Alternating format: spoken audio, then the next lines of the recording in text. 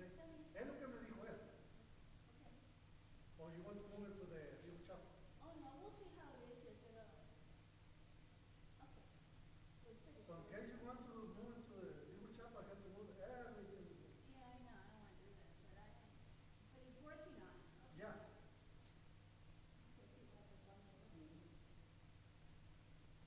Otherwise, we'll move to the waiver. Yeah, he called me. Un poco, estaba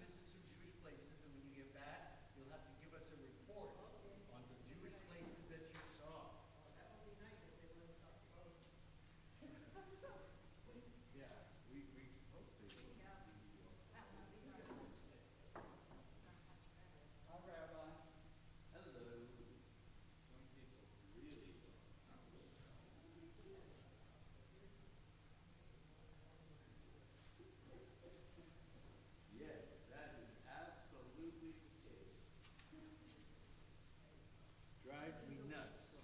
Can I ask you a question? Yes, you may. I read about all these changes at AJU. Yes. So I know they did away with the undergraduate program several years ago. Are they doing away with the graduate program in education and the nonprofits? You know what, I don't know, because I only deal with them, the Wisdom Center, and all my classes are online for them, through the Wisdom Center. So I don't know about. Because those were very good programs. I know a number of people who went through them. And I would hate to see those disappear too. Oh, you're here. Okay. So,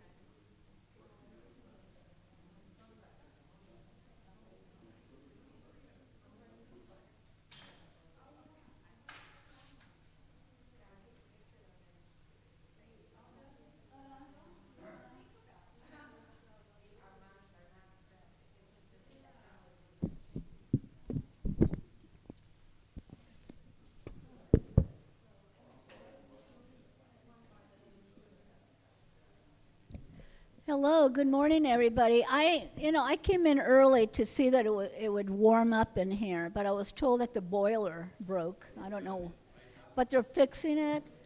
So very slowly, the temperature's going up. Excuse me, pay attention. Hello, Gary. Gary, my husband, pay attention to your wife. Hello. You can't hear me. I can hear myself. Anyway, the boiler was broken and they're fixing it, and that's why it's so cold. But it's always cold in here. I don't know. Maybe the boiler breaks every night before we come in. But anyway, they're fixing it. The temperature's gone up very slowly. However, if it's too cold in here, we will relocate. The problem with that is that we stream from this room to people that are on the internet, and if we move, they won't have access. They won't have access to this class. So I'm glad you come in all bundled up because you need to. Okay, thank you. No, I'm doing okay. Teeth are chattering. Nah, I'm good. I've got my jacket. I'll live. No, thank you. I'm good. Okay. Good morning, everyone. So you should have two handouts that I've given out. And I want to finish up our discussion from last week. We were just about at the end, but there's an important extra piece of information that I want to present to you today. All right. So if you will look at the timeline that I've given you, we talked about the idea last week that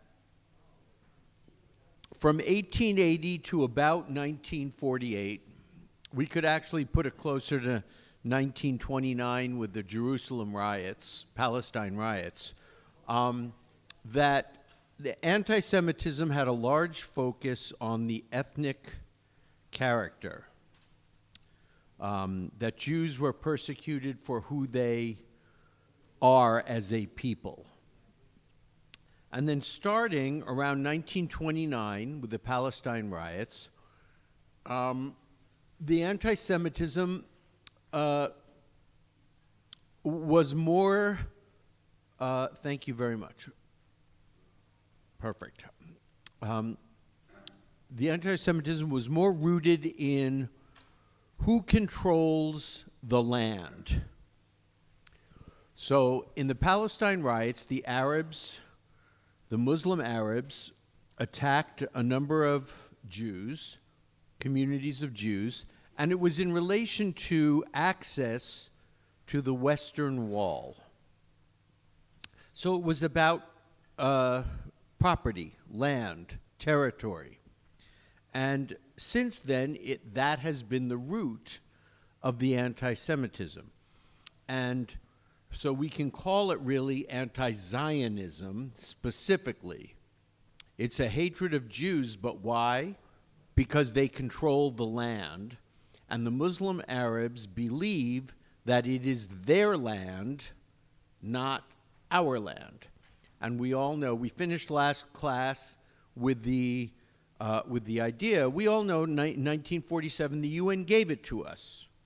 The world gave it to us.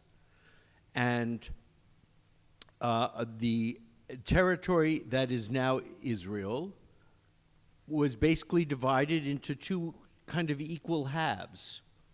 The eastern half, which now contains the West Bank, was given to the Arabs, the Palestinian Arabs, and the western half was given to the Jews. And we said, it's not as much as we want, but we'll take it. And the Arabs said, no, we're not interested. We don't want it. And then, of course, we know there were wars, and we gained territory. Israel gained territory in the 1967 war, which is not recognized by most of the world as a legitimate territory that has been added to Israel. Even though everybody else gets to accumulate land by war, Putin goes in, he takes Crimea, and all of a sudden it's part of Russia. It's like, what?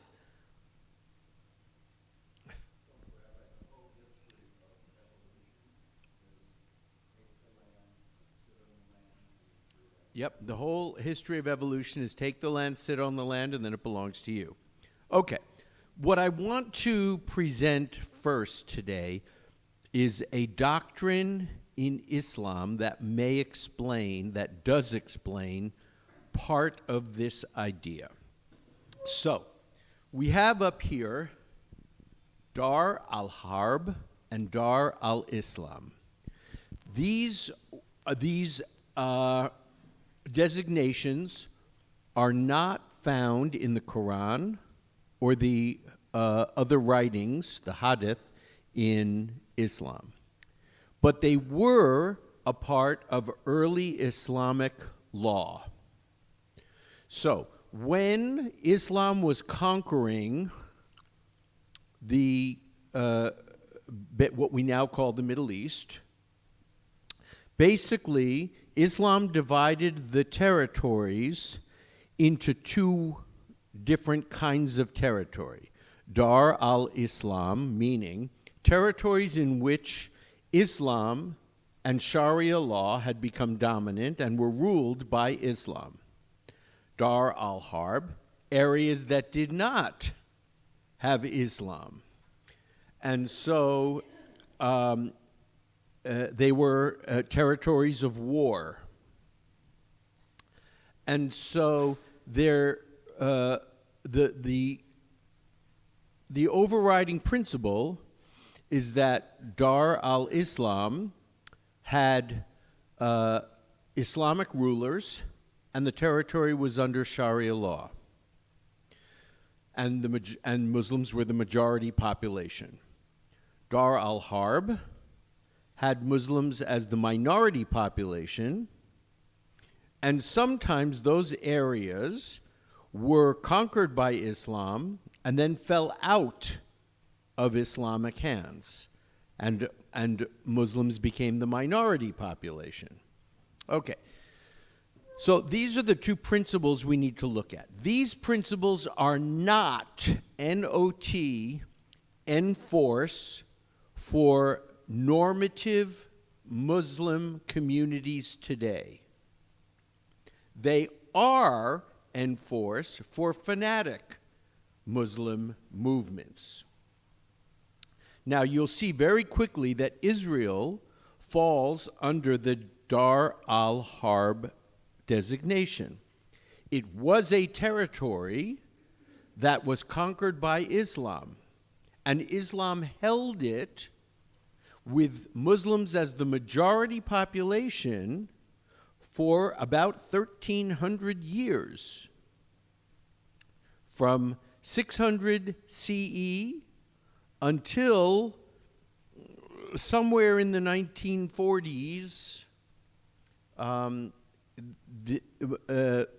Palestinian Arabs, Muslim Arabs, were the majority population on the land. Rosalie was just telling me, and we were agreeing, there was never a time when Jews were not on the land. However, for a very long time, the Jewish presence on the land was very, very small. The majority population on the land were Muslims.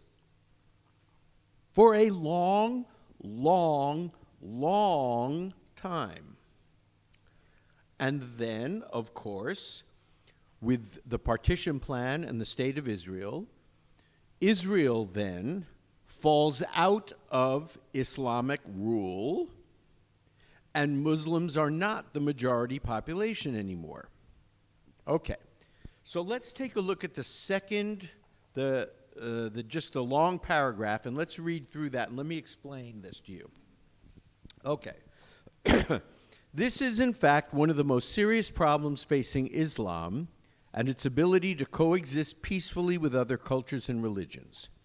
There continues to be too much dead weight, ideas and doctrines which really aren't so different from how other religions also acted in the past.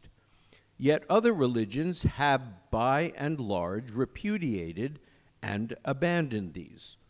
So you can think right off the bat, the Crusades were an attempt to get Jerusalem back from the Muslims for Christianity. And in our tradition, Joshua's conquest of Canaan was to get the land for Judaism. So all the major religions have done this. It's just that both Judaism and Christianity have stopped. Islam has not. Islam, however, has not done that yet.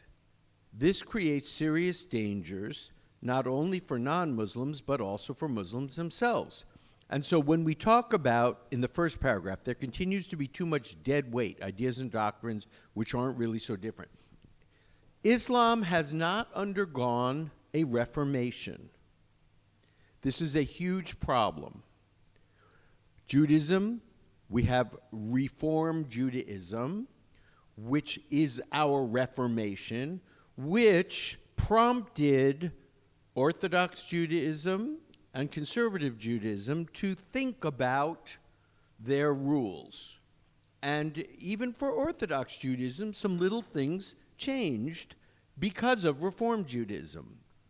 So Reform Judaism came out, and it said, you know, all of these rules is too much. It doesn't make sense for us anymore. We can't get our civil rights in countries because all we want to do is be separate from each other, so it doesn't make sense anymore. And what the Orthodox community did was looked at some of the reform ideas and said, look, by and large, no, your ideas don't work for us. You can't just make halakha voluntary. It's obligatory. However, I suppose we could compromise a little bit. I mean, our people could wear regular clothes and have regular jobs and maybe study secular subjects like math and science and these kinds of things. And so out of this was born neo-orthodoxy, which we can call more or less modern orthodoxy in the United States. So modern Orthodox Jews in the United States wear regular clothes, they have regular jobs, they're senators, doctors, lawyers, everybody else, and they were able to study secular subjects in school, as opposed to Hasidim, who generally speaking don't study that many secular subjects, some a little bit starting, because out of the idea that, you know, these subjects dilute the purity of our Judaism.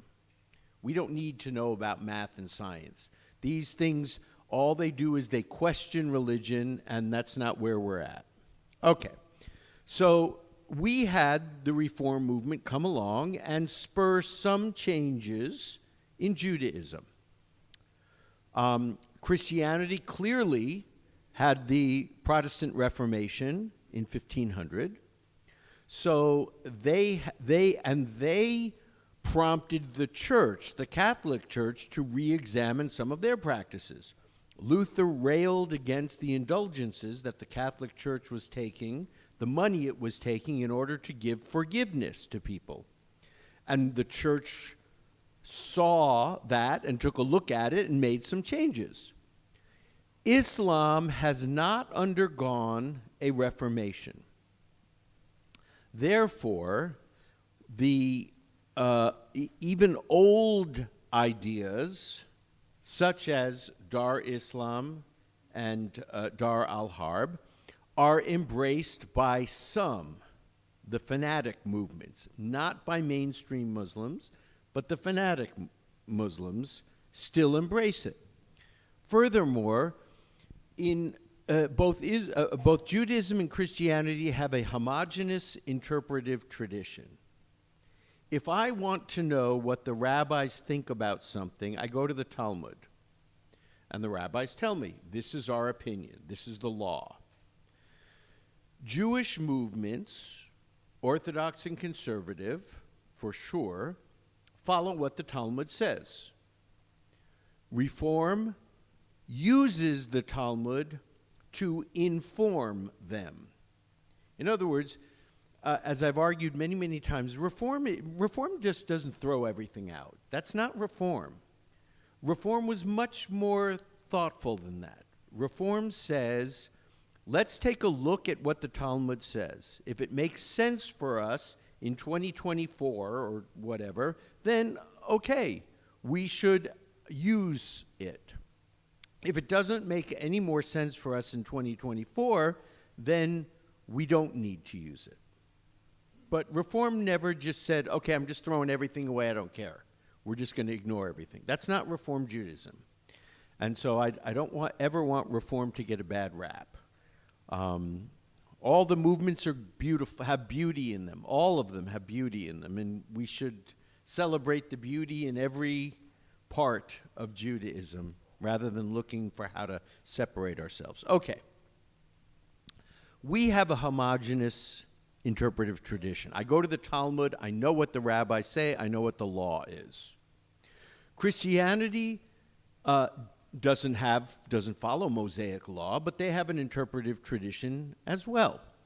Islam does not have a homogeneous interpretive tradition. Every imam can decide for himself what the interpretation of the tradition is. So, for instance, Osama bin Laden was an imam for his congregation, and he interpreted things radically.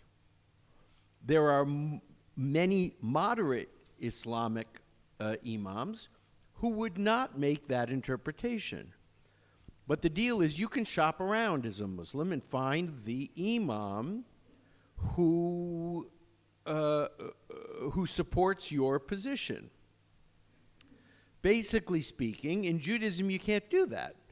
You're not allowed to go shopping for rabbis, the one who gives you your opinion. But people do. And what? And they find rabbis who do it.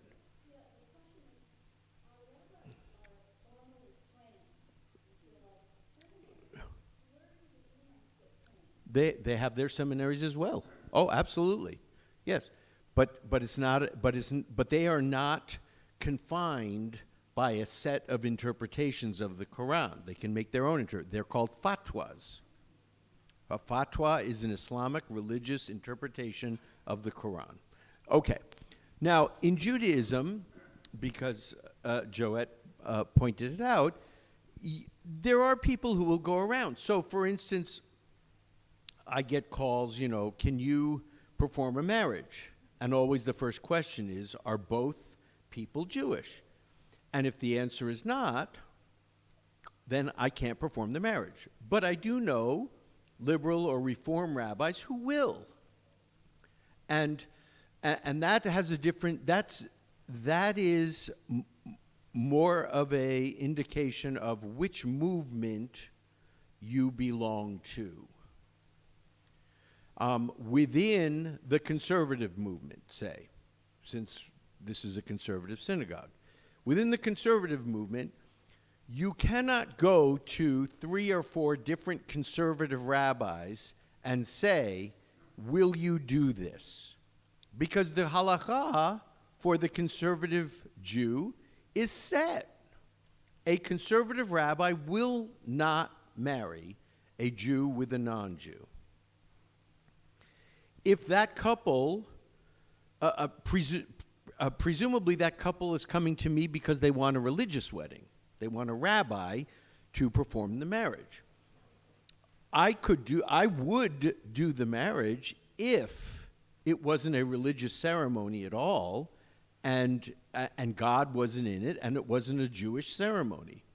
Simply as a matter of clergy, I could have the couple married, but not in a Jewish wedding at all. So, same thing with Orthodoxy. You can't go to like 3 or 4 or 5 different Orthodox rabbis and say, will you do this, when 2 or 3 other ones have said no. Because our halakha is homogeneous. We all agree to uphold what the Talmud says. Okay, so that is a huge problem within Islam. They don't have a set interpretive tradition. All right. Islam, however, has not done that yet. That creates serious dangers. These dangers are a product of Islamic extremists who take those old ideas and doctrines much more literally and seriously than the average Muslim. So, Dar al-Harb and Dar al-Islam are jurisprudence from early Islam, starting in 600.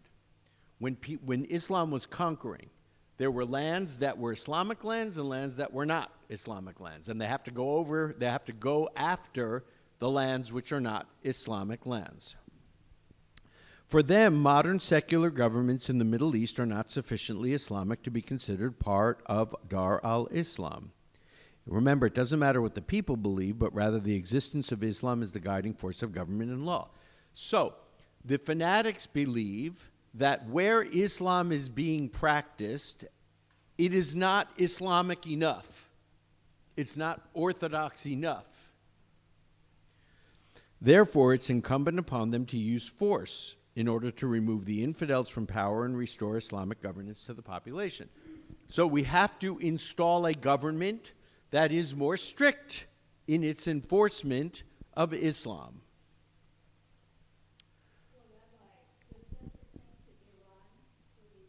Sure.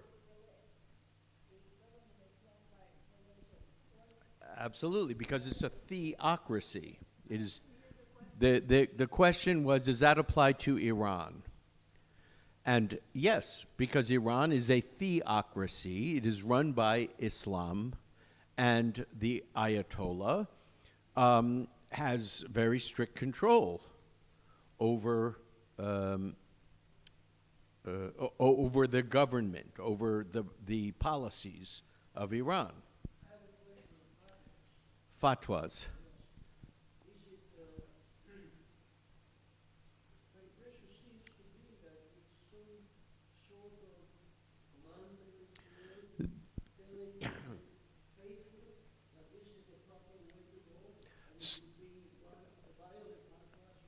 Good. So Zissel says, my impression of what a fatwa is a command or a pronouncement by the imam telling the people what to do. And it could be either peaceful or it could be aggressive and violent. That's absolutely the case. It depends because it is an interpretation of the law. So if the Muslim goes to the imam and says, what does our tradition say about such and such? The imam could say, the interpretation is this, which could be nonviolent, or the interpretation is this, Osama bin Laden, which is very violent. So yes, that's exactly right. It was a fatwa against Salman Rushdie. Yes, absolutely. Yes. That called for his death because he blasphemed, according to them, he blasphemed Islam. Yes, that was a pronouncement by an imam who says, for this, Salman Rushdie must die. Yes, Rosa.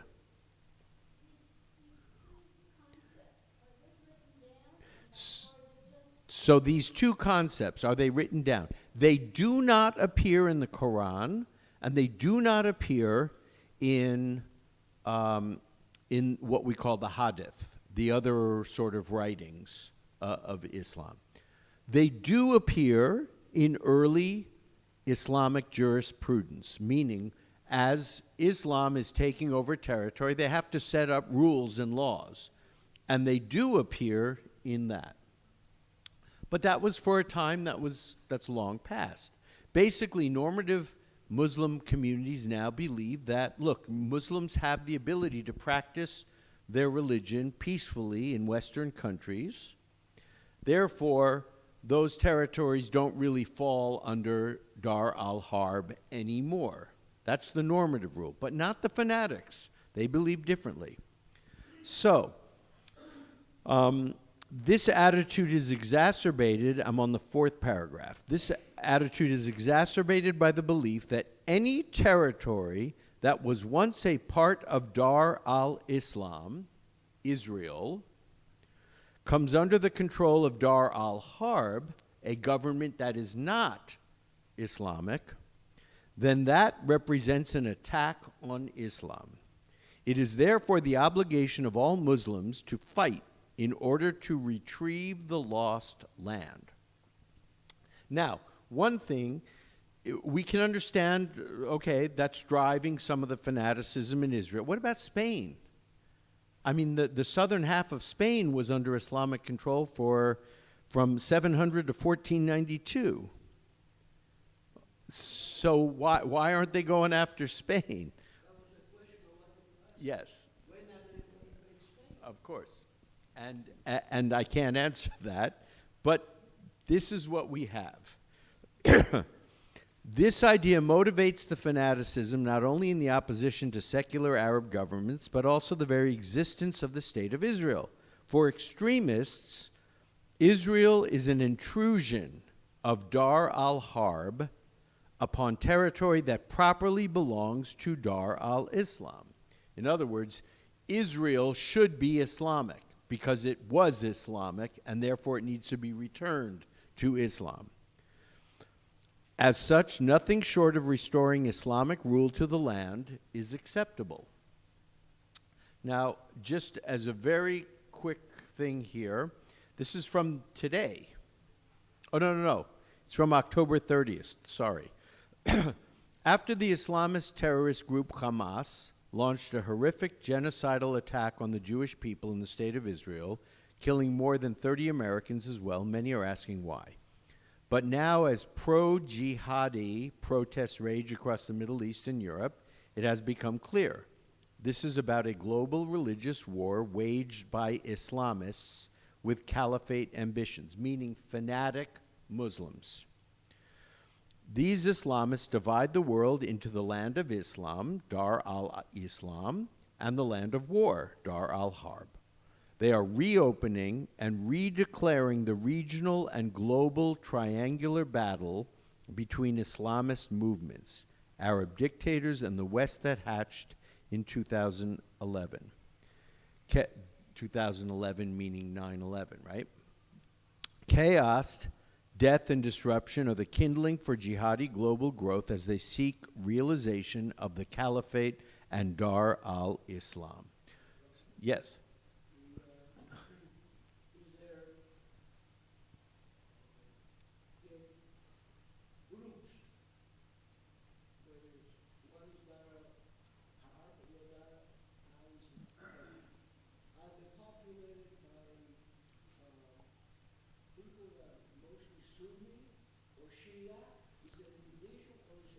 Oh, good. Okay, so the question then is, these groups, do they fall in line under either Shia or Sunni? And no, they just fall under radical Islam. It's a political division, not a religious division. All of Islam, both Sunni and Shia, agree, if you're a fanatic, that this situation holds, right? Right, but let's take a look at the extremists, right? To which sects do they belong? Hezbollah is what, Shiite or Sunni? Shiite. Hamas? Shiite, pretty much. Okay. What about ISIS? And what about, well, you have several other smaller, but primarily Shia. Primarily Shia. Shia. Houthis. Primarily Shia. Okay.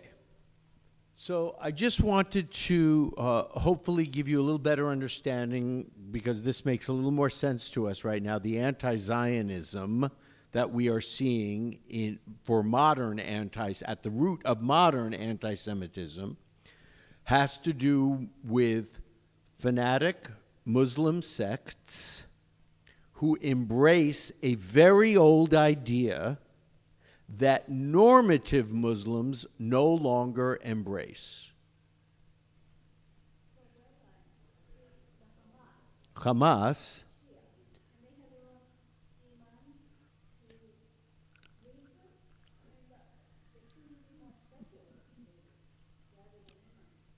So Hamas, does Hamas have a particular imam that leads them?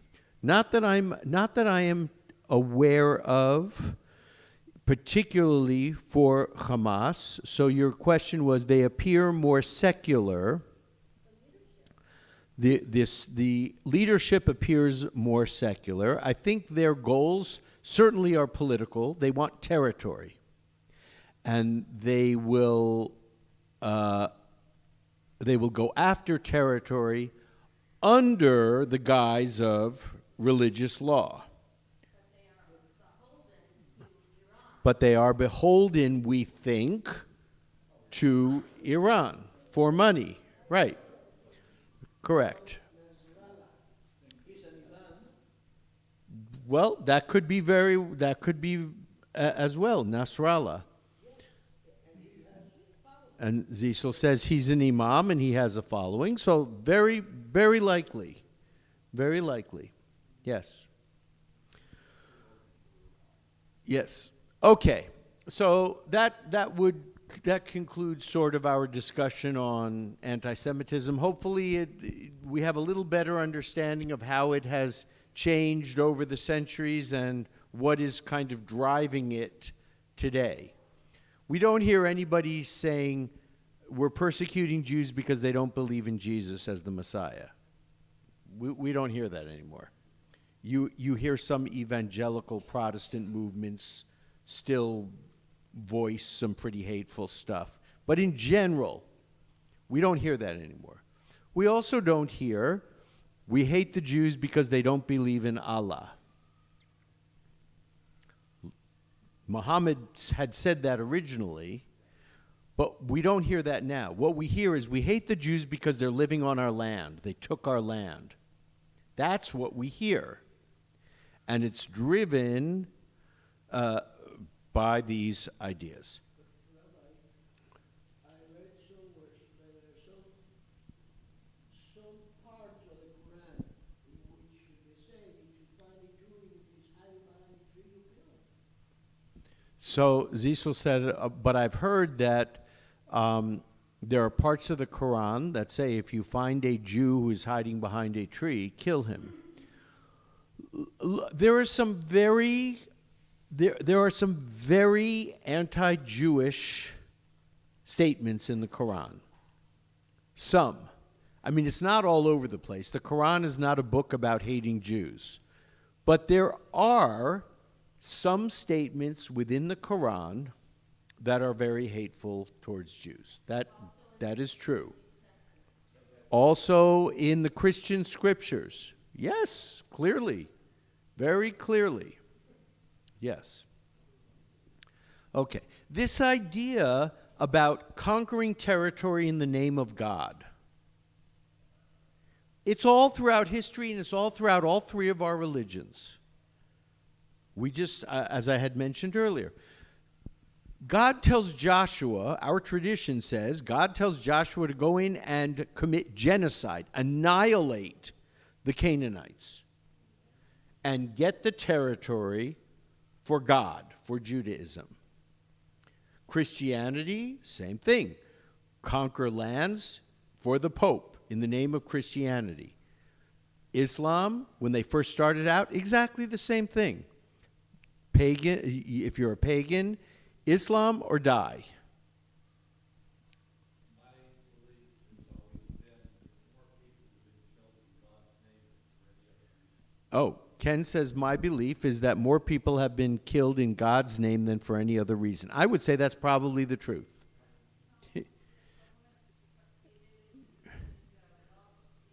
The communists succeeded in killing a lot of people, absolutely.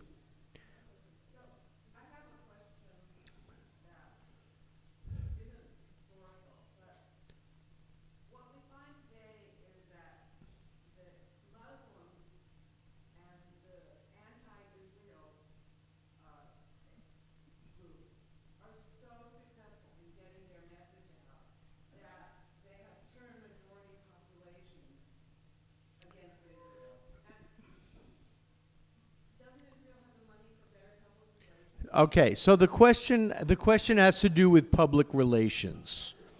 That the anti-Israel groups around the world have been incredibly successful in their PR work. Doesn't Israel have the ability to do PR work for itself? And I will tell you, I agree with you 1,000%. Other countries, other groups, other anti-Israel groups have been incredibly successful in turning world sentiment against Israel. And for whatever reason, Israel has not been very good at all in promoting its position. You know, the way things look right this second for, I think, all of the world, most of the world, much of the world, is that Israel is a big bully, and it's going in and slaughtering thousands and thousands and thousands of Palestinians. And there might be, we could have a discussion about how much of that is true. There's probably some of it that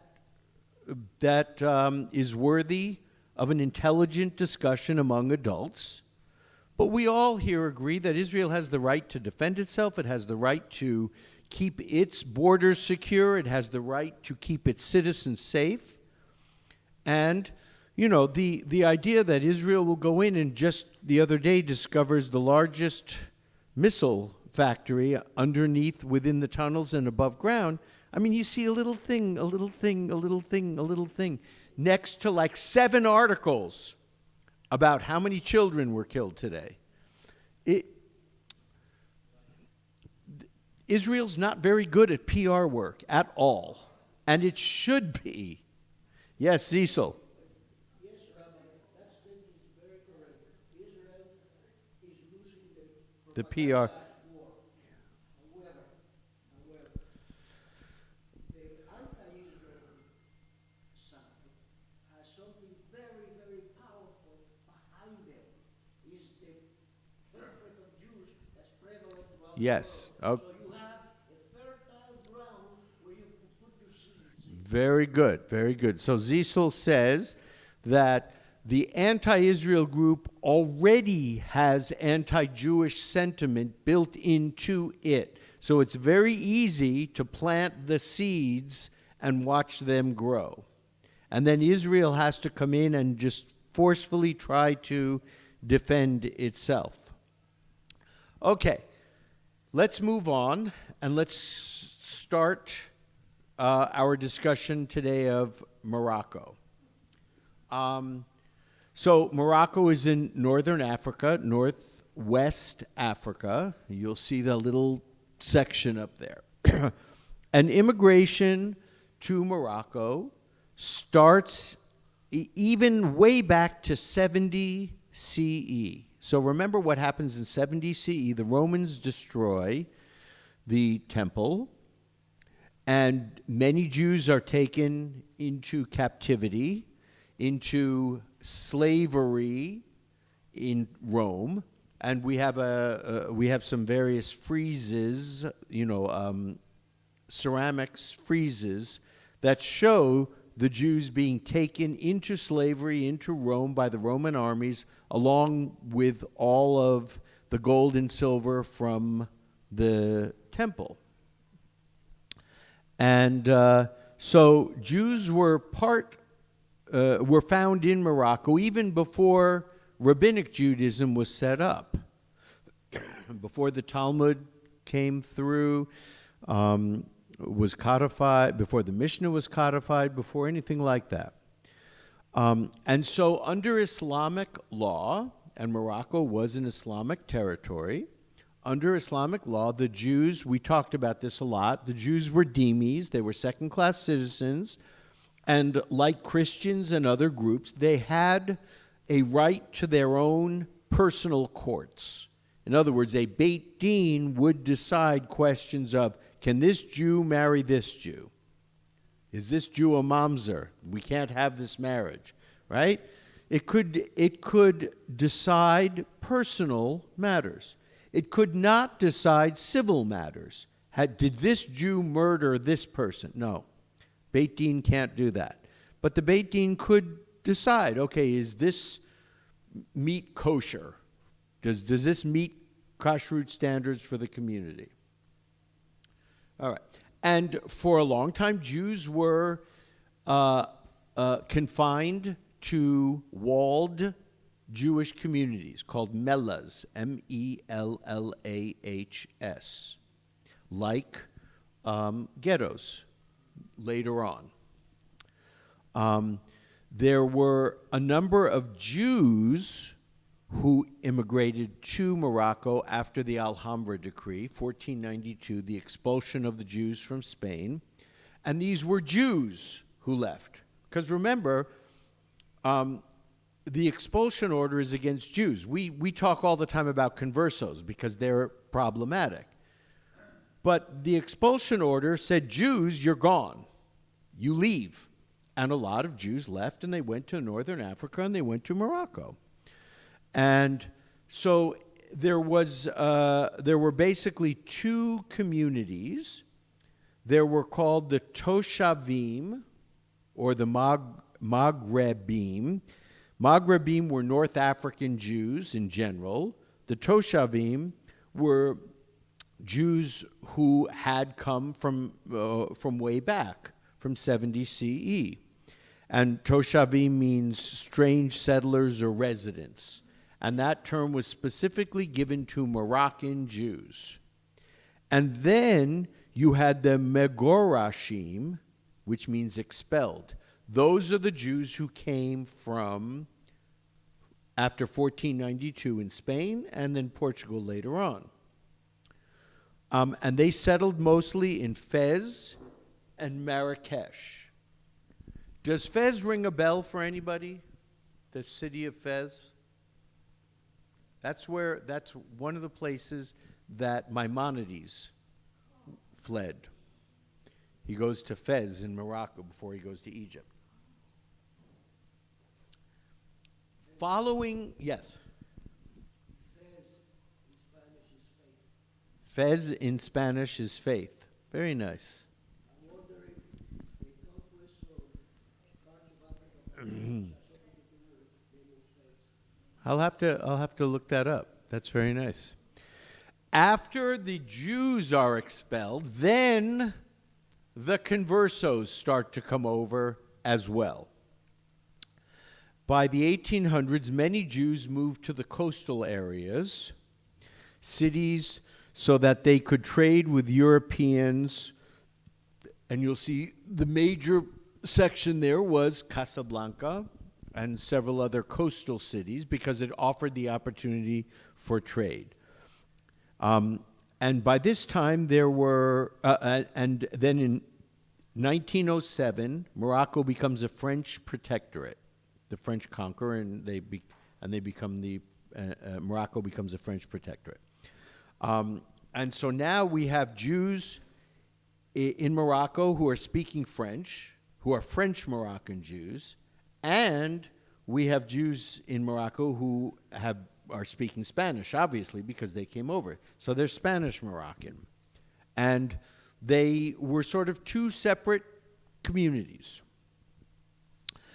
During World War II, King Mohammed V refuses to send the Jews of Morocco to Vichy, France. Remember, as a French protectorate, France told the king, send the Jews here. And the king said, no, they're under my protection. The Jews don't go. So that was a wonderful thing for us.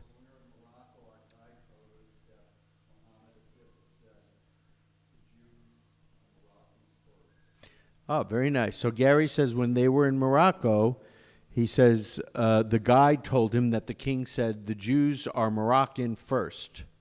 That's very nice. Very nice. So then 1948, waves of immigration from Morocco to Israel. Because Jews wanted to go, and also because all of the Arab nations kicked Jews out. We've talked about this a number of times. The Arab nations kicked Jews out. Jews kicked Palestinian Arabs out as well. And Palestinian Arabs left on their own as well, because the Arab countries told them, we're going to come in and obliterate Israel, get out of there, and once we obliterate Israel, you can go back into your homes. But Israel also did. They kicked out, they did. And we have to own it. And look, war is hell, and we're seeing that right this second. War is just hell. None of us in this room wants to see little children die. None of us wants that. But it's war, and war is horrible stuff. Hamas does, yeah, you're right. But nobody in this room wants to see little children die. Yes? The king protected the Jews during World War II, and then later on, they were expelled. Yes?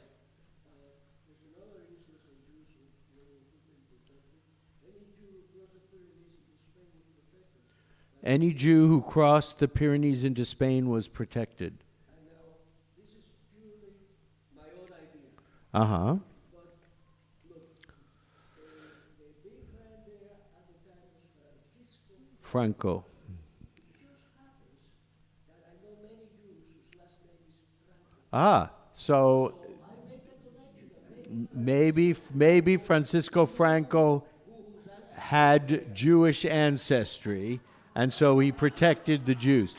Very good. Very good. I'm going to check to see, probably Muhammad V was not the king anymore in 1948, but let me check on that. By 1973, most Jews had left Morocco. But also King Muhammad V began the refurbishing and the repairs of many, many synagogues and cemeteries. By the 1930s, most Jews lived in kind of desolate areas because the French had imposed a very high tax, and so Jews couldn't afford the tax. In 1936, Leon Blum, B-L-U-M, is appointed the prime minister of Morocco. He's Jewish, obviously, and so Jews thought, okay, maybe we can get our citizenship now. Because Algeria, which is just to the southeast of Morocco, Jews of Algeria had gained citizenship in 1870. So the Moroccan Jews were trying now to get citizenship for themselves. Today, there are about 2,000, 2,500 Jews. 110 synagogues have been restored, and Morocco has the Arab world's only Jewish museum. Now, some super interesting information. In terms of genetics, the recent studies of the Y chromosome, the male chromosome, shows that the vast majority of Moroccan Jews are descended from original Hebrews in the ancient Middle East. That 27%, over a quarter, have the same female ancestor. One woman, way, way, way back, gave the maternal haplotype to 27% of Moroccan Jews. Is that incredible? Also, there's no Arab or Berber Muslim DNA, so that makes sense. Jews kept themselves apart. They didn't intermarry. And of course, we know that in 2020, Morocco established diplomatic relations with Israel following the Abraham Accords, where the United Arab Emirates and Bahrain established diplomatic ties. Then Morocco followed after that. So I know there were many Israeli families of Moroccan heritage who were just waiting to get back to see their relatives in Morocco, and obviously now that is taking place because there are diplomatic ties between Morocco and Israel. I was in Morocco a year ago, Oh, and I was on a Jewish tour. Let me get, if I must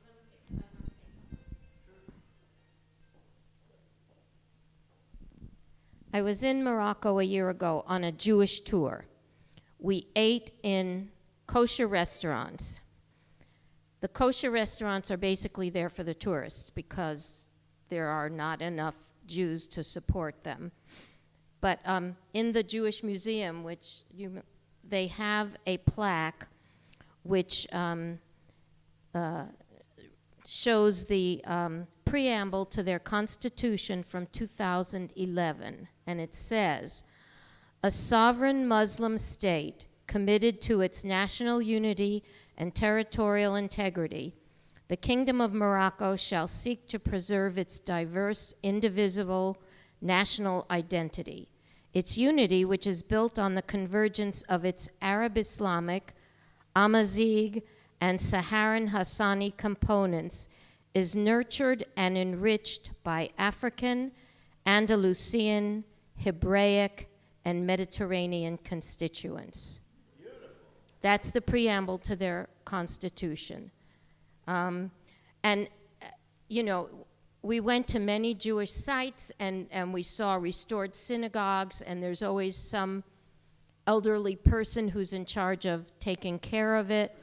Not necessarily a Jewish person, but somebody is there taking care of it and allowing us to come in and tour. And every place that we went, whatever tour guide was showing us that particular spot, had a very positive attitude towards the Jews. I don't know if it's the same right now because of the world situation or the situation in Gaza. But it was very positive, and even though there were hardly any Jews there, I mean, we managed to go to shul on Shabbat and had a minyan, although we made half the minyan, but it was still a very positive Jewish experience, and the people that we met were very positive in their attitude towards Jews. Yeah, Gary and I were in Morocco a number of years ago. We went to the same museum, and that was the lady who showed us around was not Jewish. So you probably went to the same place. What I want to say is the government is led, the king is Arab, but the population is Berber. And when we talked to our guide, he's very proud of his Berber ancestry. And the Berbers are the one that conquered Spain. The majority were Berbers. And they really distinguished themselves between, they claim they're not Arab, they're Berbers, and they're very proud of their heritage. So I think that's probably a reason why they're very accepting of the Jewish population, because they're not Arab themselves. very good. All right, thank you very much, everyone. So Ken and Eileen, you're going to be here next week or no? So Ken and Eileen are going to Jamaica and Martinique and some other places on a cruise. So when they get back, they're going to report to us about Jewish sites that they saw on their trip. All right, everyone, have a wonderful week. Yes, we have one more question. Just tell me. It's okay. Oh. So the question is, have I heard of Karaite Jews and the Egyptians? Okay. Yes, absolutely. So if you would, please remind me next week. We'll start with that question, and I'll tell you all about the Karaites. Okay?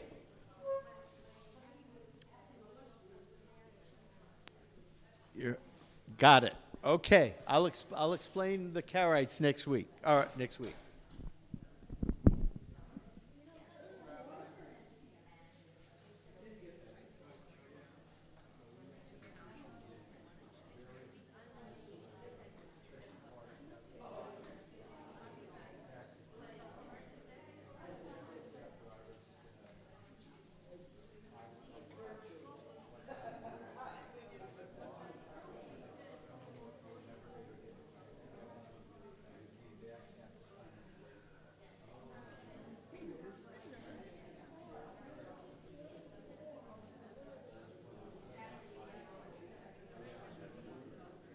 You mentioned the different Jews in some communities.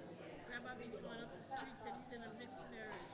He's from Casablanca, his wife is from Marrakesh, and they're completely different. I mean, they get along, they're both Jewish, but there's differences in their upbringings. Sure. You know? So he's in a mixed marriage.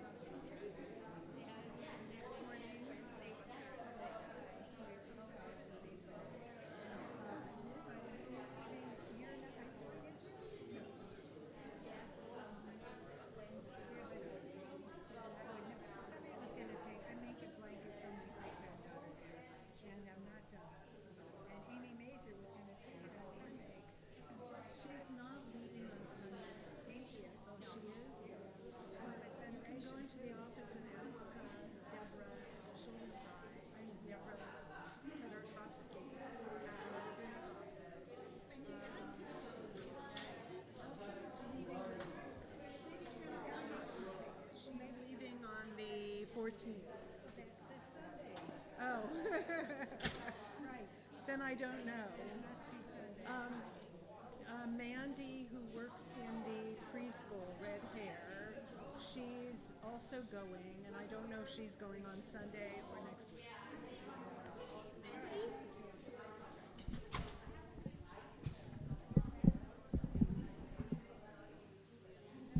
Boker Tov, Boker Tov.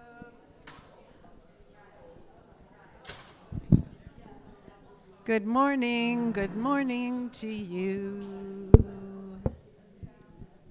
Let's gather together.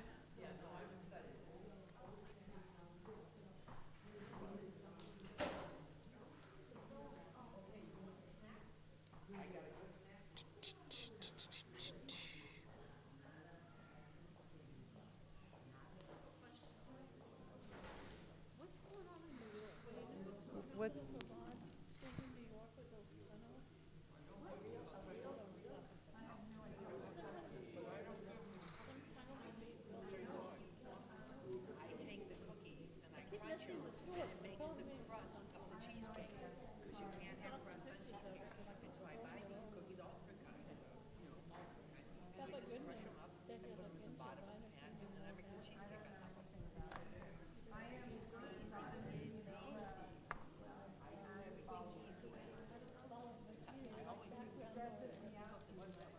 It's on background, but I want to, because our travel agent told us about it yesterday. I don't know. Okay, it was on this morning and then the phone rings. Of course, who's there? Hello? Hello? No, did somebody in Chabad get hurt? Like somebody I else? don't know, it's like, I don't know if it's their tunnel, someone else's, I don't know the story. Ladies and gentlemen. Ladies and gentlemen's.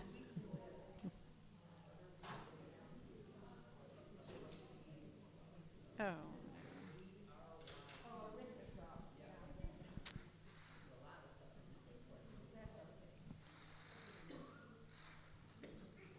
Hello at home. If there's anybody out there, hello, welcome. Last week, we talked about how to be respectful to parents. This week, we're going to talk about how to be respectful to children. So one more thing I want Susie to know and Rosalie to know. Rabbi Schuldenfrei will begin teaching his class, his MID class, in February. However, he's going to Israel. So February 7th, the first week that he would be on, I volunteered to do an additional week so that he could get reacclimated to being in the United States. But I'm sure the first time he comes to speak with you, he'll have a lot of very interesting things to share. So I understand that we're in Antarctica here today. Is everybody all right? All right. All right. I haven't noticed that we're losing any heat in the rabbinic offices, but you know, somebody would be afraid to do that. No, I'm kidding. You know, everybody always says rabbis have a better grasp on connection with God, which is so patently false. But maybe we do have a connection to heating systems.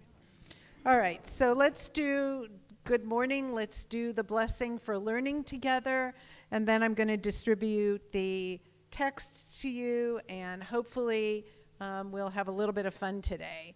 Baruch atah Adonai Eloheinu melech haolam asher kidshanu b'mitzvotav v'tzivanu la'asok b'divrei Torah.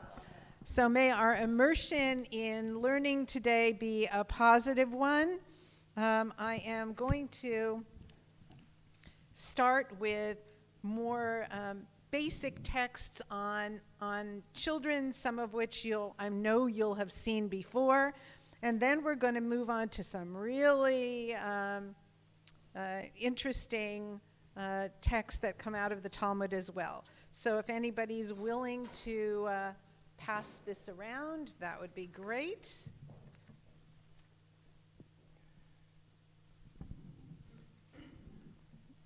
And not yet. Not yet on these. Not yet. Do you want, Joette, do you want to hand some to go on the other side of the room?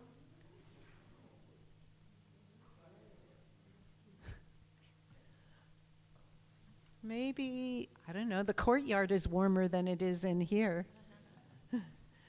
We'll try to warm everybody up. Let's start with. We had the choice of going into the Deaver Chapel, but we stream. You can't stream from. Oh, that's right. That's why we're so. So while we're waiting for this to be around, let's do a song. Hinema tovu manayim, shevet achim gam yachad. Hinema tovu manayim, shevet achim gam yachad. Hinema tov, shevet achim gam yachad. Hinema tov, shevet achim gam yachad. Okay, who wants to read Shema? In English, this text. You can do the first line in Hebrew if you want. Oh, I can't, that I can't do. Okay. You want to do it? No. Okay. Hear, O Israel, Adonai is our God, Adonai is one, and you shall love the Lord your God with all your heart and with all your soul and with all your might. And these words which I command you this day shall be upon your heart, and you shall teach them diligently unto your children, and shall talk of them when you sit in your house, and when you walk by the way, and when you lie down, and when you rise up. And you shall bind them for a sign upon your hand, and they shall be for frontlets between your eyes, and you shall write them upon the doorposts of your house and upon your gates. Thank you. So, when we read Shema and Ve'ahavta, which is what this text is, I know that we all have seen it numerous times in our lives before. But I'm not sure that we have focused exactly on the major aspect of the text, which is, of course, you shall teach them diligently to your children.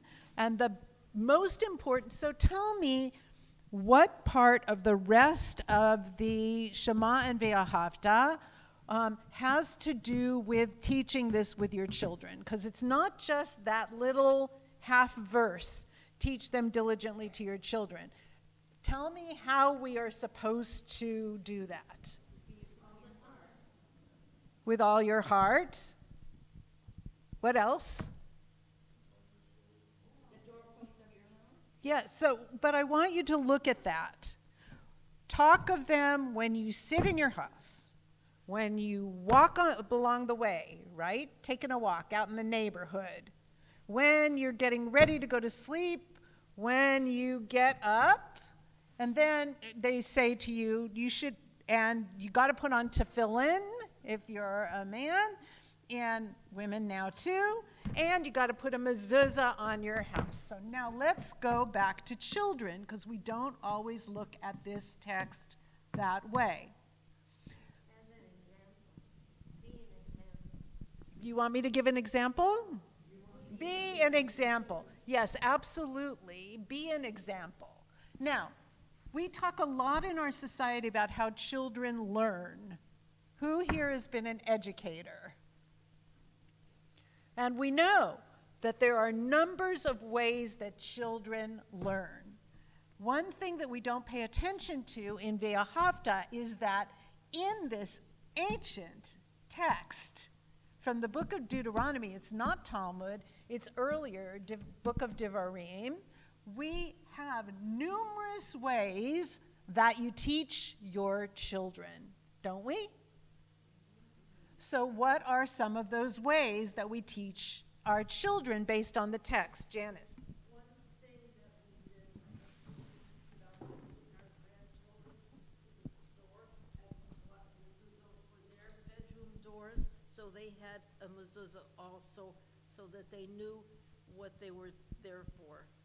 Okay, so what Janice said is she and her husband took their children to the store to buy their own mezuzot to go up on the door so that they would understand what it is. Okay, Cecil? Yeah, there are many ways to teach children, but I think one of the most important. Stay with the text. Try to make it link with the text. Thank you. Well, right here, right to the first. Hold the mic up too. Sorry, I'm bossing Where it you. starts, Hero Israel, okay? Yes? Okay, sorry, thank you. Hero Israel, okay? Now this is here, and you shall, excuse me, and you shall teach them diligently unto your children. Well, there are many ways to teach diligently upon your children, and not always lecturing, but the way you conduct yourself, the way you act, it's the most powerful teacher for children. They observe, they know, they discern what's good and what's bad, and they choose which way to go. Thank you. So, teach them to your children. Now, they go to school, right? You could just send them, I'm serious about this. You could just send them to school to learn. But the Ve'ahavta says something different. Teach by that's also, yes, I think that both of you said that. Teach by example, but it also tells you how. When you're sitting in your house. When you're sitting in your house, when you're just home on a regular day in your household, you can continue to teach them. What are some of the ways? Well, it says train up a child in the way they should go. Well, we're not there yet. Oh, I'm sorry. Hold on to it, we'll be there. Yes. Well, I noticed that, as you said, children learn differently. I am not an educator, but I've heard a lot about it. My daughter's a teacher. So you talk to them, so you teach them orally. And when you're out walking, so you teach them kinesthetically. Oh, okay. So it gets to some Movement. because some Yeah, people voice. learn better if they're moving, you know, Yeah. You can all the teach them while they're ADHD moving. kids. And when you put them to bed, you know, you have traditions about how you put children to bed. So what's the major tradition about how you put kids to bed? Well, prayer, I would assume. I didn't do that, but I read to my children, and some of the books I read were Jewish stuff, you know, and then in services where, you know. Right. So, okay. So we've got them talk of that when you're at home, right? So don't divide up teaching your children about God, about Torah, basically about ethics, because Torah means path, right? So when you're home and you're just hanging out, do that. If you're sitting at the dining room table, start a conversation. Say a blessing when you eat. Make all of these things just kind of normalized for your children as they start to learn. When you walk upon the way, it's the things you point out. Point out about nature and ask a question. Who created this for us? I'm just giving examples. But in addition to that, it's the ethics that we use. Go to the movie theater, and when you go to the movie theater, which sometimes we still do, and you're up at the cash the cash window to pay for your tickets, and they ask you how old your child is. Tell the truth. Tell the truth, because you are teaching your children Torah wherever you go. So I just want you, of course, we didn't do all of these things. We are human beings. Hopefully we did some of these things. If we didn't and we have grandchildren, there's still time, folks, because you can be that example for grandchildren sometimes more easily than parents. So I didn't put this here just because it said you should teach them diligently to your children. I put it here to say to you, our prayers are deeper than that.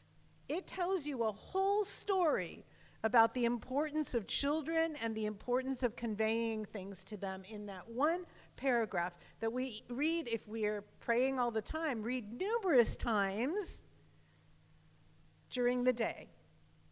So, good? Yeah.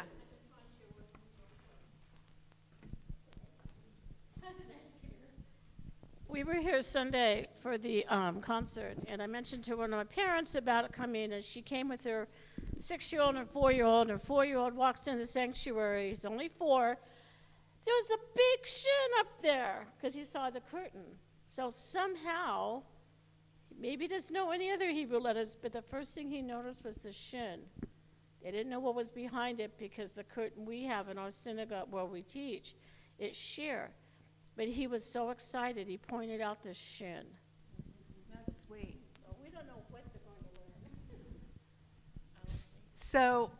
So just keep your antenna up, because teach them diligently to your children doesn't necessarily mean your children or even your grandchildren. It means it's a communal thing, and that we have to look out for that. So I just think the Ve'ahavta is a beautiful text, more deeply than we sometimes move over it.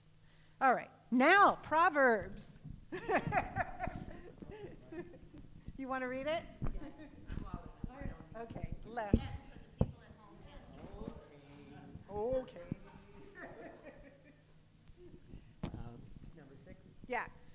Train up a child in the way they should go, and even when they are old, they will not depart from it. Okay, so tell me how that works, because we all know that we taught our children certain things and they didn't do them, right? Come on, everybody's got that. So what does that mean? Even when they are old, they will not depart from us. Do you have a perspective on that since you're standing here? Yeah, I think that even if you don't see that they don't remember or they don't follow, they still know somewhere in their head. They still know. They even know that they're not doing it right. So they still know. So whether or not you taught them well or not, I'm not an educator, but every time you talk to your children, you're all educators. Mm-hmm. We Thank you. teach, yes, every single day. You don't have to be, educators are nice, don't get me wrong. But you're all educators. You all raised children or grandchildren, whatever you did. And in doing that, even you taught them part of your soul that becomes part of their education. I'm not like real religious Jewish person. You know, I'm Jewish and I love being Jewish. You should never denigrate your definition of yourself. We all have different ways, right? But I taught whatever I felt and I knew, even though I wasn't educated in a Jewish way when I was young. Okay, all my Jewish education came as an adult.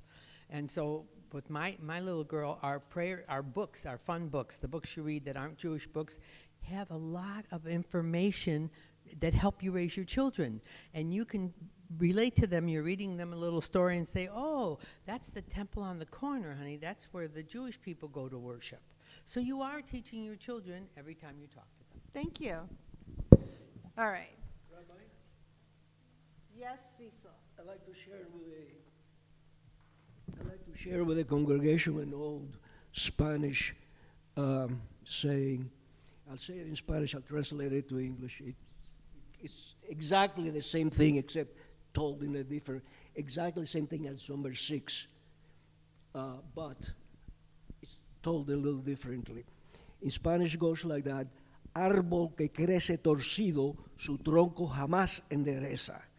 The tree that grows with a trunk twisted, that trunk we will never straighten up. It's the same thing. That's nice. It's a nice comparison. So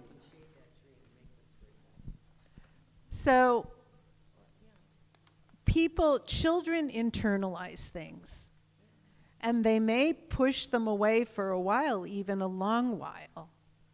But usually, if you have instilled something in somebody and you've done it with love, not always just demand, if you've been able to explain it, they do have it, as you all described. They have it internalized, and you never know when in their life that's going to emerge. So now we're going to go back into Talmud.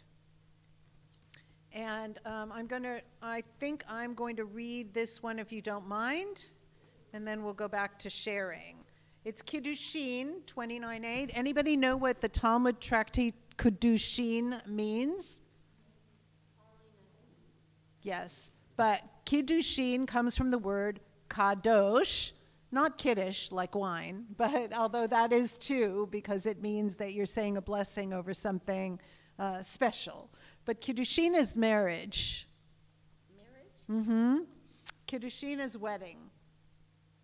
So the whole of the Talmud tractate, it may go off course, but it comes back to things like that.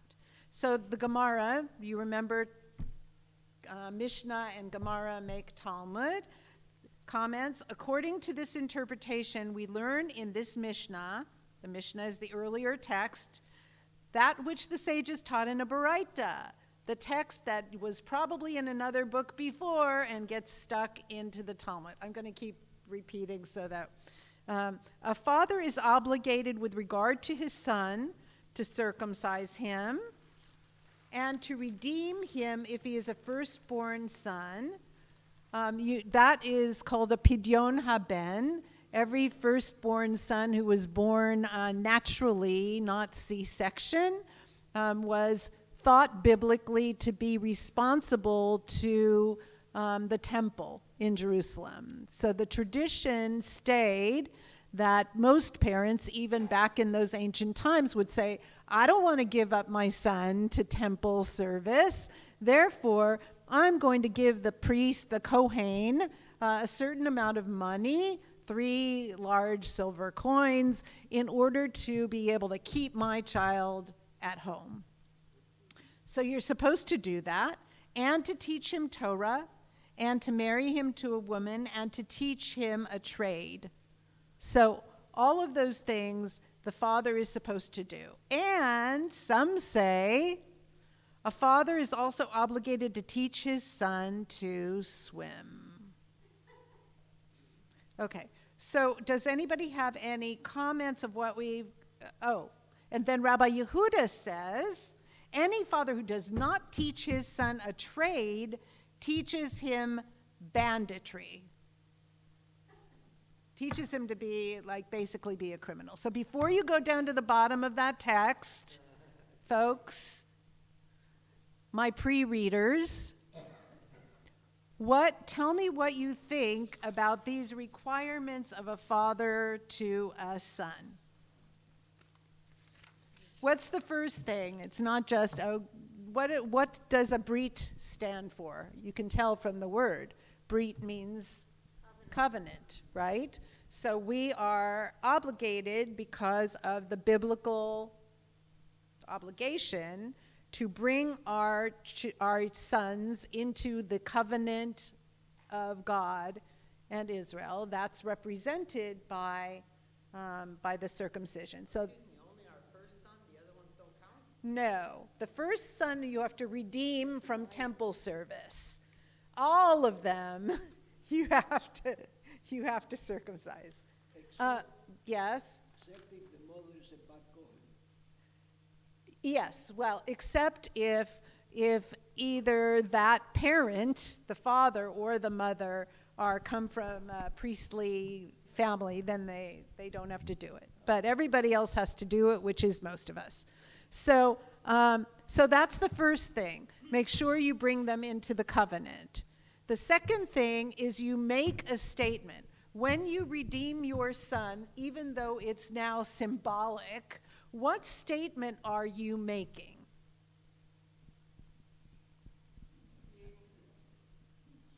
You want to raise your son at home.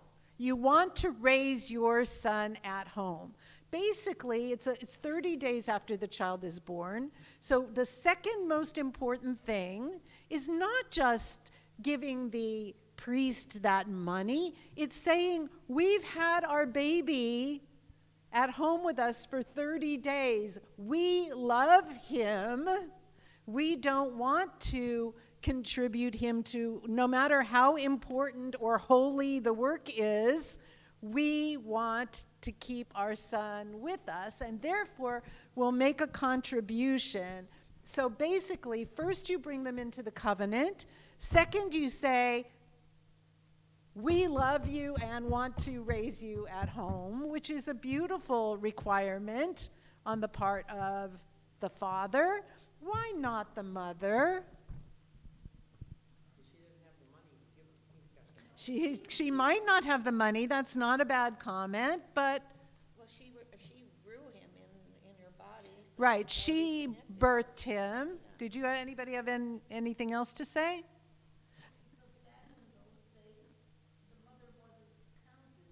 Back in those days, the mother wasn't counted. But now the mother is also counted. However, I think that even with all the changes in our society, one thing that you can be pretty darn sure of is it doesn't happen all the time because people are in different kinds of situations where they need to give children up for adoption, and most times that's very painful for them. And we also have people who terminate pregnancies. That's another thing. They haven't looked their baby in the eye. However, I think that it's still possible for us to say, once you have carried that child and birthed that child, it's automatically a part of you. Fathers have that too, but they have to affirm it in a different kind of way. And so Jewish tradition put number 2 on the list in the Talmud, affirming how they feel inside. It's really kind of beautiful, I think. They have to have an attachment, and the attachment occurs. Okay, so the next thing we have is to marry him. I know it says to a woman in our society is... teach him Torah. Sorry, thank you. So that makes sense too, right? So why does it say marry him to a woman? What else? A man. But I don't think that that's what they meant in those days. Not to say that there weren't all different kinds of types of people, but that I don't think that that's what they meant. I think that they meant, you fulfill the covenant. Then you say how much you care about this child and you want to raise him. Then you actually do raise him and teach him. And then after that, you have to help him. When you say marry him to a woman, what does that mean?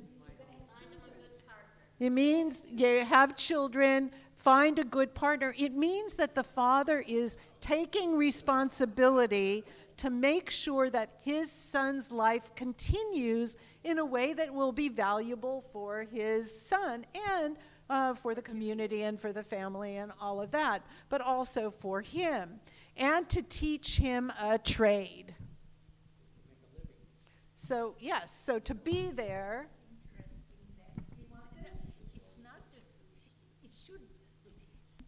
In my opinion, first should come the trade and then get married. Ah.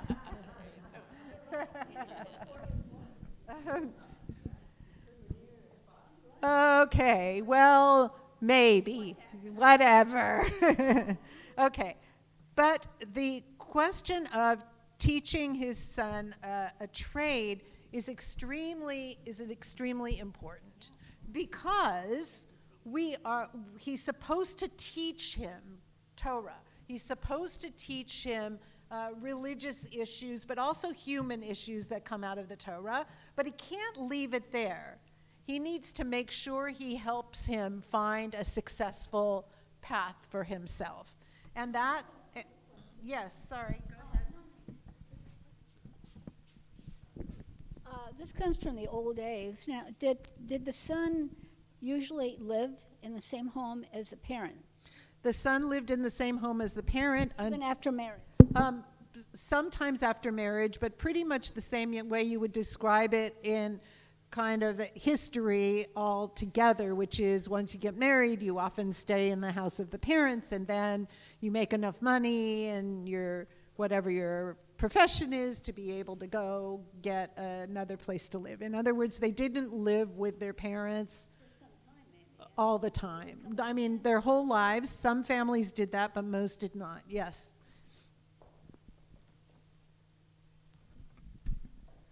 In many Orthodox communities currently, there are married men who study all day without having a trade. Mm-hmm. So how is that justified with this? It's absolutely true, and I actually have a poster that I put in my sukkah every year, and the poster are quotations and basically drawings from the Talmud that say all the different jobs that the rabbis of the Talmud had, because they studied not as their whole day experience. They would go to work. They put together, they made bricks, they created wine, they were farmers, they were merchants, they did all sorts of things, and then they went to study. So your guess is as good as mine. I think that the response today is, with so much of the Jewish world not taking care of the spiritual and godly elements, they are required to be the ones who hold up the banner of that for everybody. At least that's the comment that has been made by some people that I have read, and a couple of my family members, with regard to Israel and all the people who are in the army, and how they're in the army of prayer and learning. So I think that that's probably it. Okay, let's teach him how to swim.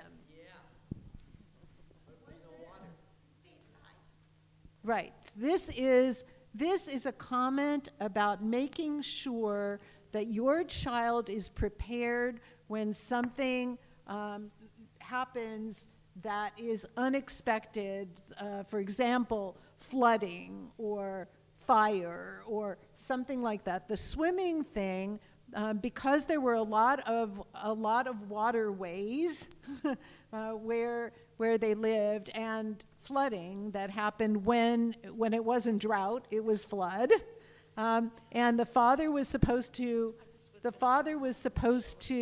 make sure that the child could deal with a practical, life-threatening situation. So it's like teaching your kid first aid, right? In addition to that, there are a number of texts in the Talmud that say how we are obligated, when we see somebody who is in dire straits, to try and help them. And one of the examples they give is if somebody has fallen into the river and can't get out.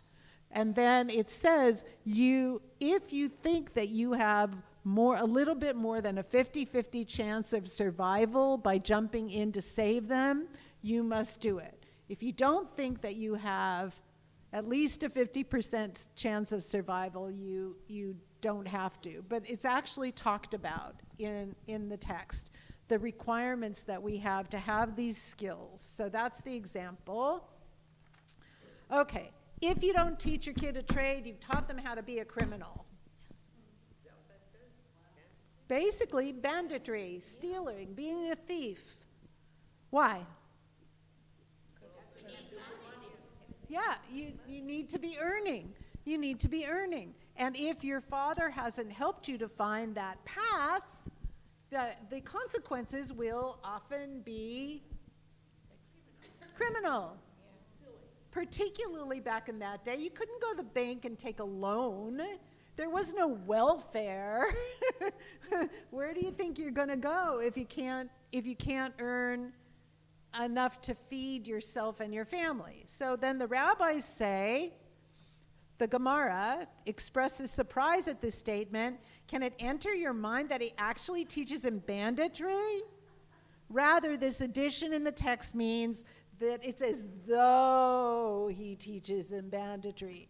I mean, as though we didn't know that's what it meant. They had to discuss it. Since the son has no profession with which to support himself, he's likely to turn to theft for a livelihood, and that's what we've got. Pardon? The parents support the child and his family. I've seen that. Yes. And often, yes, what Rosalie said is correct, which is then the parents end up also sometimes having to support that family, and therefore, in most cases, particularly back in the day, it would basically be impossible to take care of everybody. And yes. You want me to get it? You're close enough so I can hand this to you. Okay. And you now have this nice jacket on. Yeah, I got a little chilly in here for me. No, the thought just came to my mind that now. Closer, please. Oh, the thought just entered my mind that nowadays, we generally send our kids off to college, and they choose what they want to be, rather than the parent having that much influence on them. And I'm wondering how that jives with the commandment to teach your child a trade. So I think that the way we would interpret it now is to give your child the opportunity to be able to get the education that they need to be able to do it. However, I don't know if anybody watches Netflix, but I watch Netflix shows, and I have gotten kind of hooked on South Korean series, several of them. They're really very good. You should take a look at them. But in that society still, this is very much the case. If your father is in business in his company, you darn well better be ready to come and be the next person in that company. This is a little bit more flexible of a society. We don't always require of our kids that if you were a lawyer, your kid has to be a lawyer, but let's be frank about it. A lot of parents get disappointed when their children choose different kinds of careers than what they would have hoped or expected. So this is pretty clear. Okay, now let's go to education. The next text is education.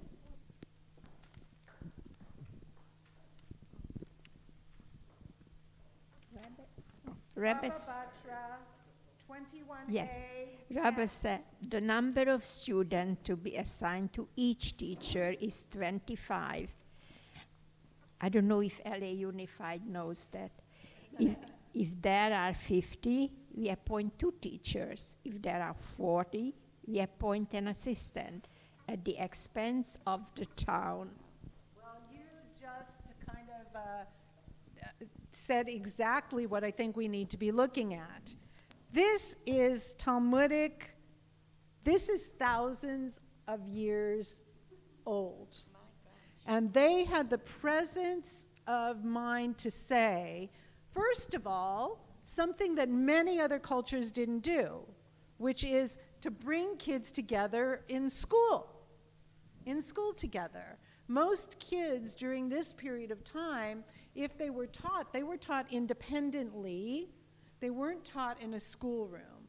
They have a lot of discussions in the Talmud about why they opened community. They would mostly sit outside in big circles, and they would sit and they would study during the day. Children 5 years old and up.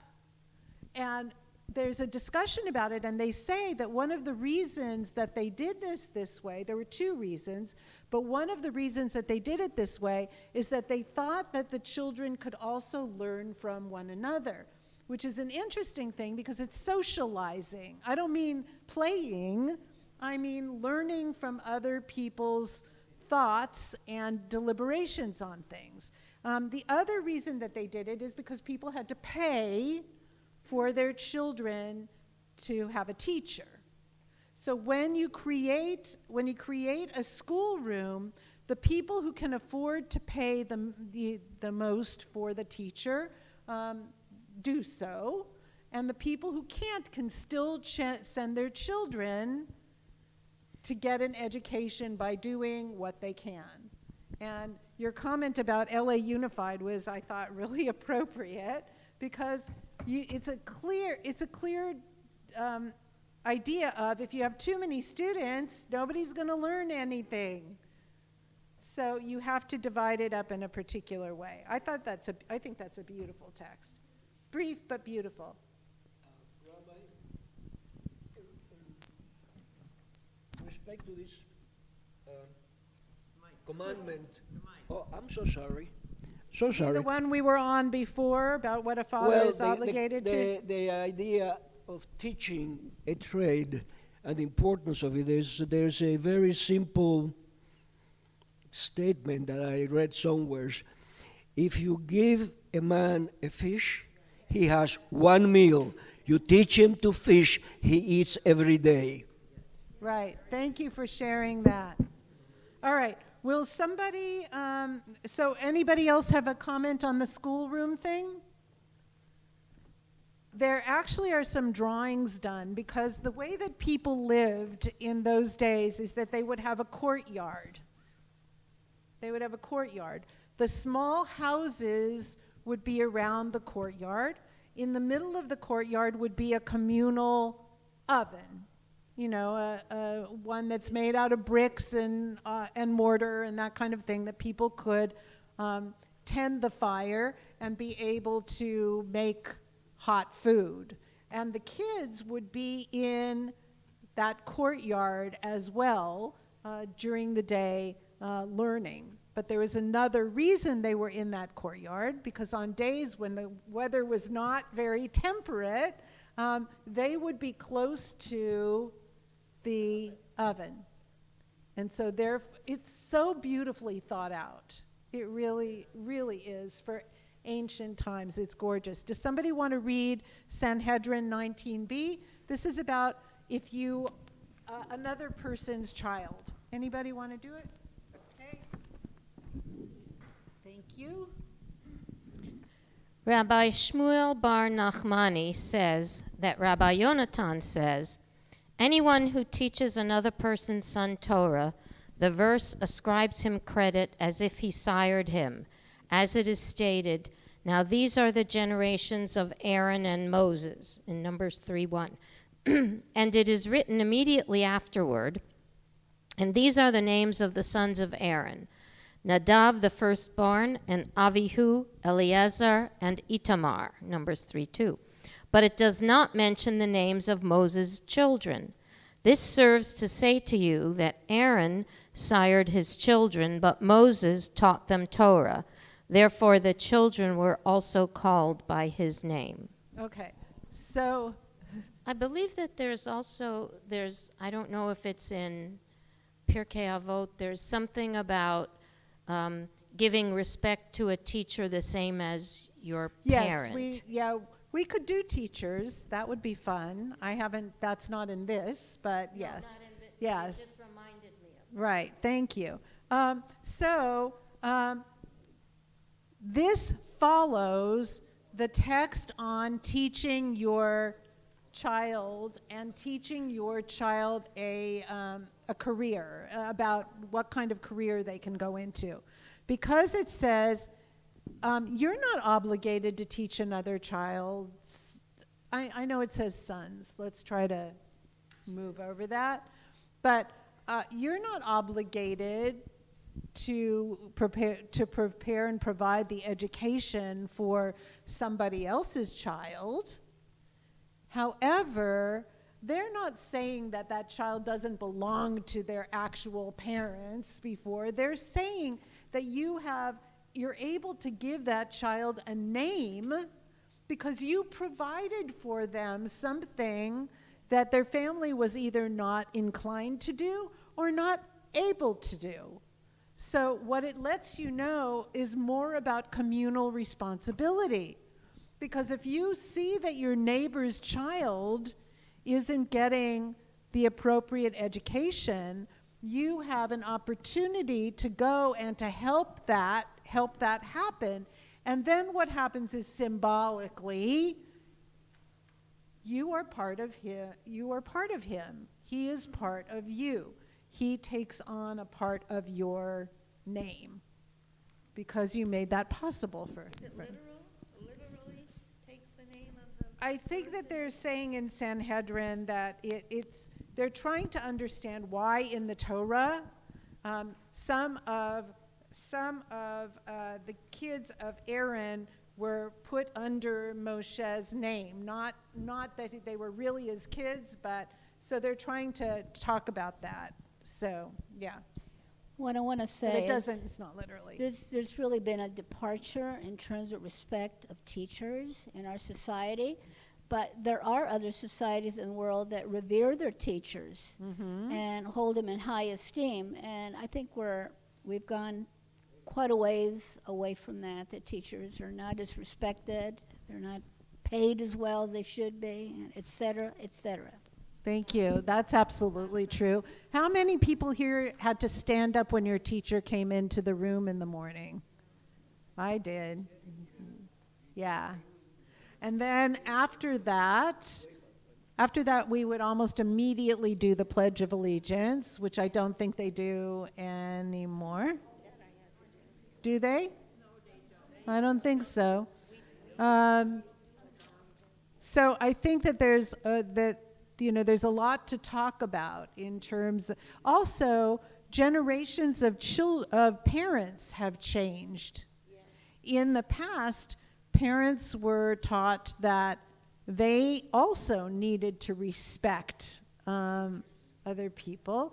But I think that as children are being raised now, if our children or grandchildren are in a situation where somebody chastises or corrects them, our first inclination is to say, "You're a terrible teacher," and just stand up for the kids. So maybe a middle ground is the best, because there are teachers who used physical correction, let's put it that way, and we don't do that anymore. So there are good parts and bad parts.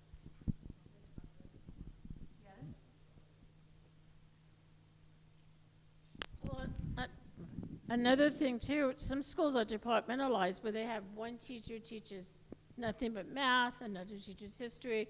So they don't have one teacher necessarily. They have a specialized teacher for a certain subject, especially middle school and high school. Elementary school, it's usually one teacher, but not anymore. Sometimes they do separate them. I did elementary school. We had 3 teachers in 5th and 6th grade. One teacher taught this, one taught this, one taught this. So they separate their knowledge so they can make it better than, the others. So obviously this all depends on the teachers, and it depends on the parents. We can't do a sweeping judgment of anybody, right? But I love this next one. I did one twice. I'm sorry, I apologize for that. But now we're on Mishneh Torah. Mishneh Torah was written by Maimonides. And so it's later. It's the Middle Ages. But I thought this was beautiful. He takes it from an earlier text. And infants are absolved from the study of Torah. But the father is obliged to instruct his infant son in the Torah. Okay, so that comes from the Deuteronomy text that we read earlier. So what's the difference? Is a baby required to learn? No. But is the parent required to make the information potentially possible and there for that baby? Yes. So there's a different rule for baby and parent. And I think that I don't know about you, but if anybody has anything to say about it, I mean, what is the process of learning? We started out with this with the Ve'ahavta, but what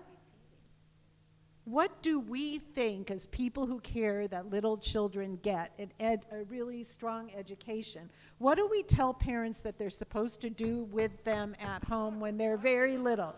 Talk to them, not in baby talk, but talk to them. And then what else? Read to them.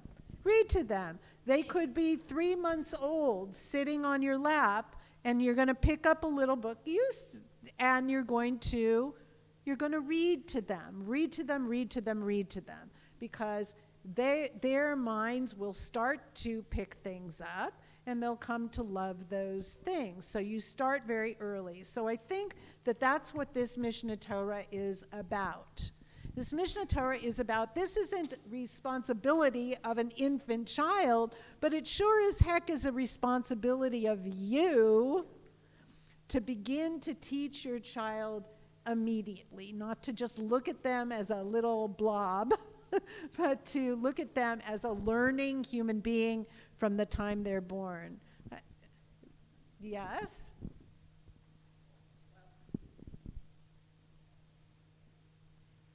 I also heard about the trend of mothers singing and reading to their babies when they are pregnant. Ah, yes.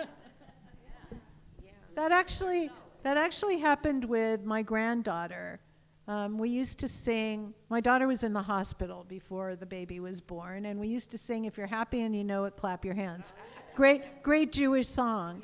And then after she was born, after my granddaughter was born, when we sang it, she would move to it, and then that was the first thing she ever clapped to. So I guess they do, maybe they really do hear you. And then after that, she got bored with it, so that makes sense too if you've heard it for months in your... So last thing for grandparents. Rabbi Yehoshua ben Levi, what time is it? What is it?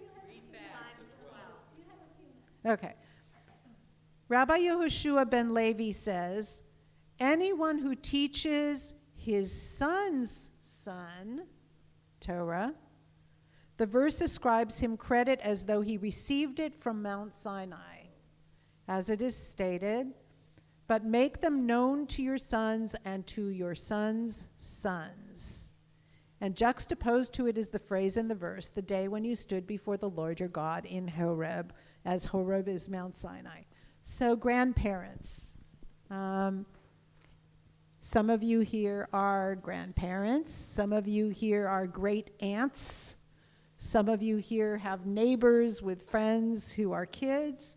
This is a really important lesson about the fact that when we're done raising little ones ourselves, if we have had children, we still have a wonderful opportunity and actual obligation to continue to be a teacher.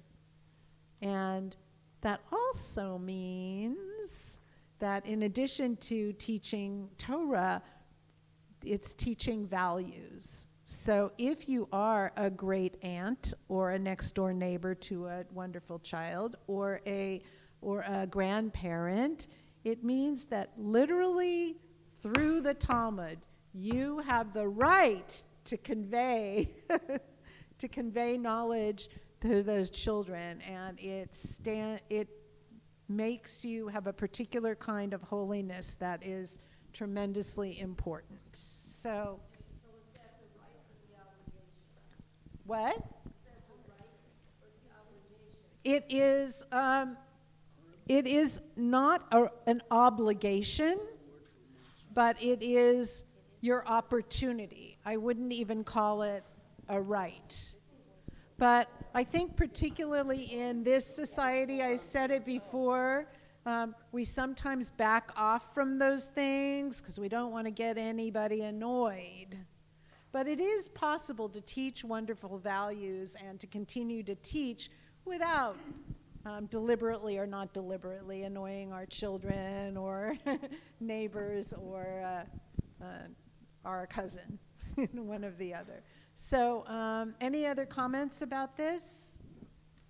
Is Horeb the Hebrew word for Mount Sinai? Horeb is the place that it was. So place in that it was Horeb, in yes. Sinai. Yeah, that's where Har HaSinai is. So that's where Mount Sinai is, and so in many texts it's referred to by the name of the place rather than the mountain. Oh, so it's a place.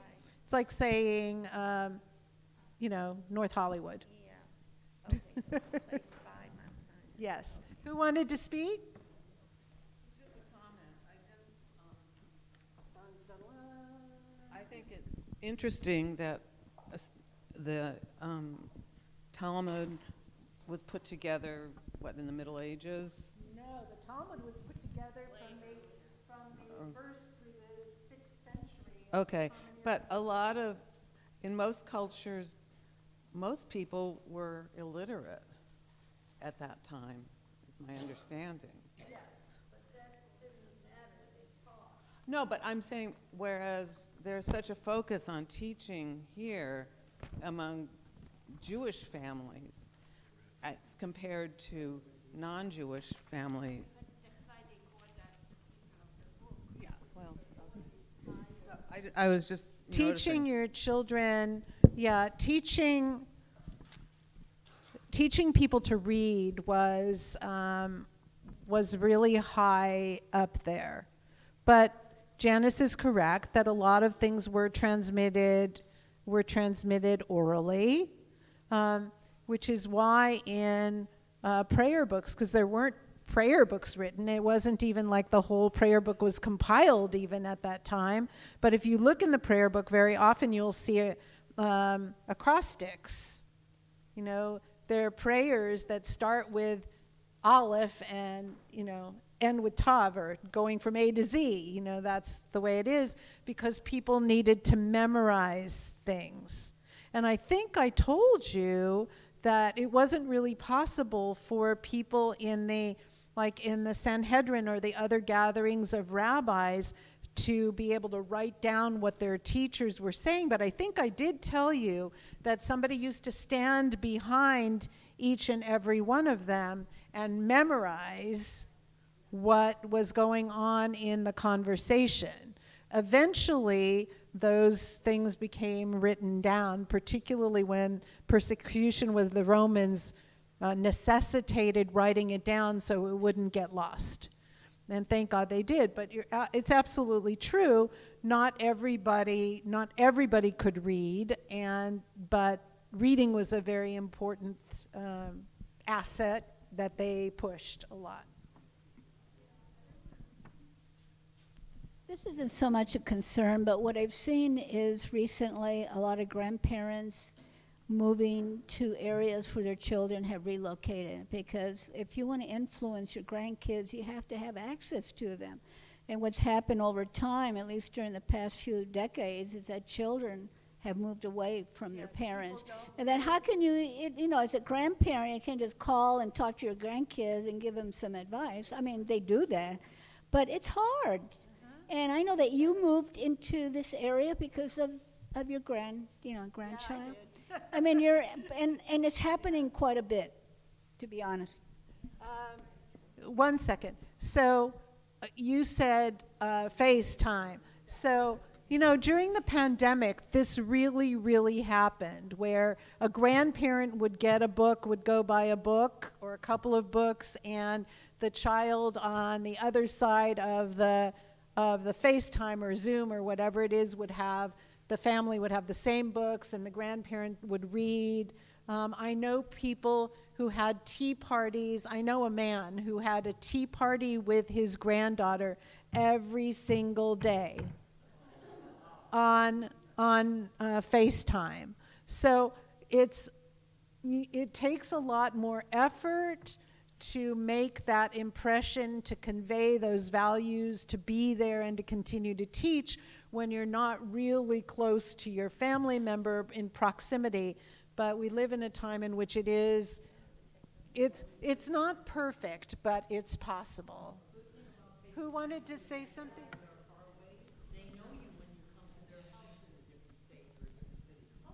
Or a different country. I just wanted to share that I visited once a medieval synagogue in the Czech Republic, and they had the most important prayers written on the walls because there were not enough prayer books around, and so that people could participate in the service that way. Yeah, that's very nice. Yeah, I thought it was so good. Okay, I think we're done for today. Thank you for those of you at home, and thank you everybody here. We have a few more even funkier texts to do about kids, but I'll see you next week with that and another topic. If you're done with these and you don't want them, please pass them back in. If you do want them, please feel free to keep them. Yes. Yes, Cecil. A new true story that Elie Wiesel tells. He was in concentration camp working. Yes. Thank you. One day he was working with a rabbi. Rabbi asked him, "Have you studied Gemara?" And he said, "Yes." Then the rabbi says to him, "What page?" What do you mean? What page were you reading? He told him the number. The rabbi kept teaching him in the concentration camp. He memorized it, yeah. Torah Malpeh. Yeah. That's amazing. That's a really beautiful story.